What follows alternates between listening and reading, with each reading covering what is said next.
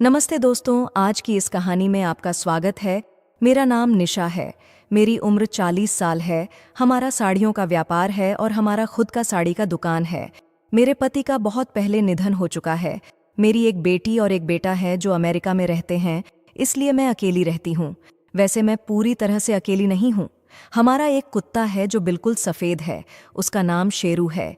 हमारे यहाँ पहले से ही कुत्ते और बिल्लियाँ पालने का शौक रहा है, जो मेरी बच्चों को बहुत पसंद था। ये शेरू को भी मेरी बेटी ने ही ला कर दिया था। मेरी बेटी और बेटा दोनों मुझसे समय समय पर मोबाइल और इंटरनेट के ज़रिए बात करते रहते हैं ताकि मुझे सहारा मिल सके। बाकी सब कुछ अच्छा है मेरे साथ। खैर, अब मैं और शेरू साथ रहते हैं। मेरा फ्लैट अच्छा है और गली के कोने में स्थित है। मैं दूसरे माले पर रहती हूँ। पीछे की तरफ थोड़ा सा खेत भी है। अब थोड़ा और बताती हूँ।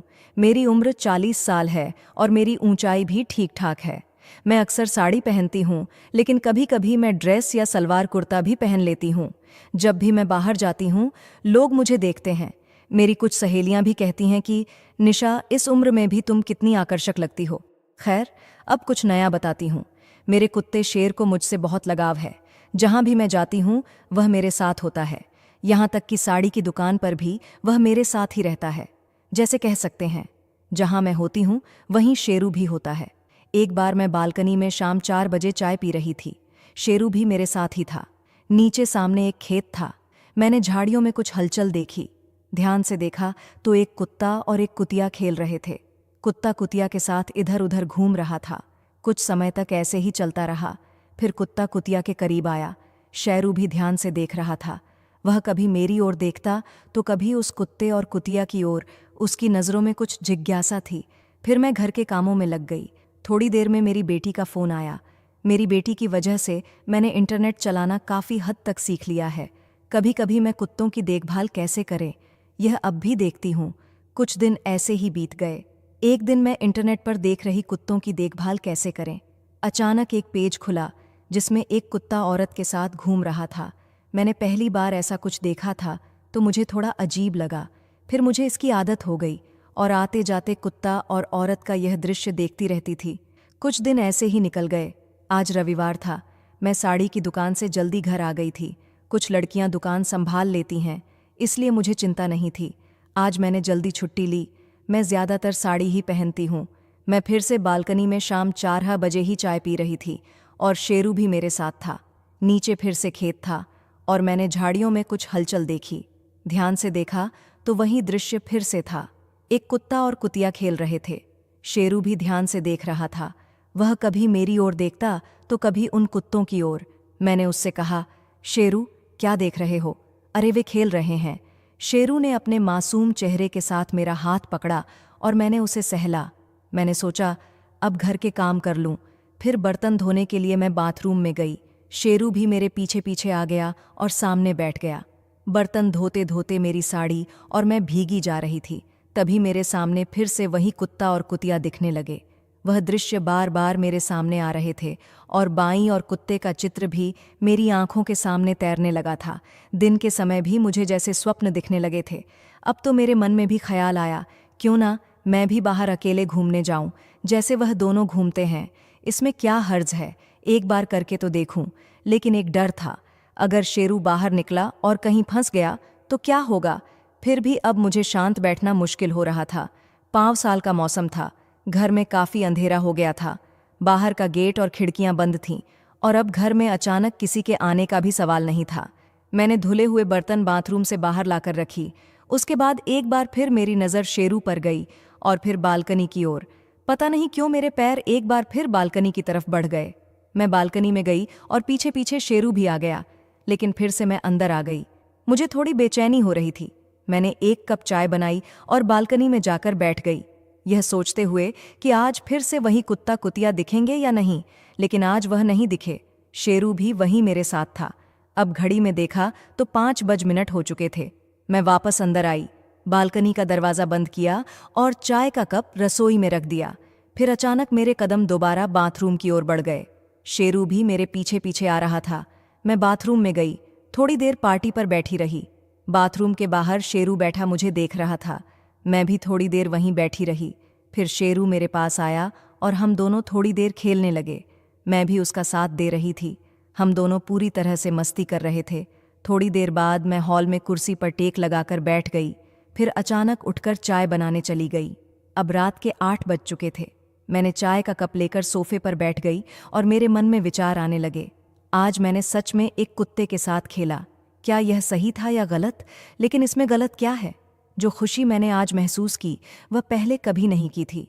मैं सोफे पर बैठी चाय के घूंट ले रही थी, लेकिन मेरे विचार चलते जा रहे थे। हर किसी को खुशी चाहिए होती है, मुझे भी और शेरू को भी। आज उसे भी एक हड्डी मिली और वह भी एक औरत की। यह सब सोचते हुए जब घड़ी में देखा तो रात के 10 बजे हो चुके थे। मुझे याद आया कि मैंने खेलना शाम 5 बजे शुरू किया था और अब करीब 5 घंटा बीत चुका था। आज जो खुशी मैंने महसूस की वह पहले कभी नहीं की थी। पता नहीं क्यों आज मुझे खाना बनाने का मन नहीं था, तो मैंने बाहर से खा मंगवा लिया। मुझे पता था कि हमेशा की तरह मेरी बेटी या बेटा मुझे वीडियो कॉल करेंगे, तभी मेरा खाना भी आ चुका था। मैं एक तरफ अपनी बेटी से वीडियो कॉल पर बात करने लगी थी और साथ ही खाना भी खा रही थी। शेरू भी मेरे पास बैठा अपना खाना खा रहा था। ठीक रात के 11:02 पर मेरे बेटे का वीडियो कॉल आया। हम करीब आधे घंटे तक बात करते रहे। अब रात काफ़ी हो चुकी थी। मैंने घर के सारे काम खत्म किए और सोचा कि थोड़ा इंटरनेट देख लूं। मैंने फिर से वही औरत और कुत्ते के चित्र देखने शुरू किए। 5-6 वीडियो देखकर मैंने घर की सारी लाइट बंद कर दी और फिर शेरू को आवाज़ लगाई। तब शेरू तुरंत उठकर मेरे बेडरूम में आ गया। फिर मैंने उसे बेड पर चढ़ने को कहा। शेरू उछलकर बेड पर आ गया और हम थोड़ी देर और खेले। फिर हम सो गए। अब मुझे अपनी ज़िंदगी में किसी साथी की कमी महसूस नहीं होती थी और मैं खुशी खुशी अपने घर में रहने लगी थी। अब जब भी समय मिलता है मैं अपनी बेटी और बेटे को घर बुला लेती हूँ। वे आते हैं, कुछ दिन रुकते हैं और फिर चले जाते हैं। घर में अब मैं और शेरू ही हमेशा रहते हैं, इसलिए हम मिलकर अपना अकेलापन दूर करते हुए खुशी खुशी रहते हैं। समय बीतता गया और मेरे और शेरू के बीच का बंधन और मजबूत होता गया। दिन भर वह मेरे साथ रहता था और जब भी मैं अकेलापन महसूस करती वह मुझे अपनी मासूम आंखों से देखता, जैसे वह जानता हो कि मुझे उसकी कितनी ज़रूरत है। अब वह मेरा सबसे करीबी साथी बन गया था। पहले जहां मैं अपने जीवन में अकेलापन महसूस करती थी, अब मुझे हर पल एक नया साथी मिल चुका था जिसके साथ मैं अपना समय बिता सकती थी।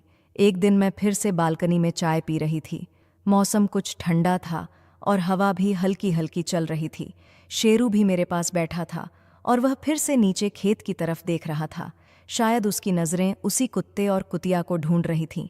मैंने उसकी तरफ देखा और मुस्कुरा दी। मैंने उसे कहा, क्या शेरू, फिर वहीं देख रहे हो? वह मेरी बात समझते हुए जैसे से हल्का सा भौंका और मेरे पास आकर बैठ गया। उस दिन मैंने महसूस किया कि मेरा जीवन अब पहले जैसा नहीं था। अब मैं अपने अकेलेपन से नहीं डरती थी। शेरू के साथ बिताए हुए हर पल ने मुझे यह सिखाया था कि खुशी कहीं बाहर नहीं, बल्कि हमारे साथियों में, हमारे छोटे छोटे पलों में होती है। कुछ दिनों के बाद मेरे बच्चे भारत वापस आ गए। घर में फिर से रौनक आ गई। उनकी हंसी और शेरू की कूद पांक से घर भर गया था। लेकिन इस बार मैं उनके जाने से दुखी नहीं थी, क्योंकि मुझे पता था कि अब मैं अकेली नहीं हूँ। शेरू मेरे साथ था और उसने मुझे हर उस खालीपन से भर दिया था जो पहले मुझे परेशान करता था। एक रात जब मैं शेरू के साथ खेलकर बिस्तर पर सोने जा रही थी, मैंने उसे प्यार से देखा।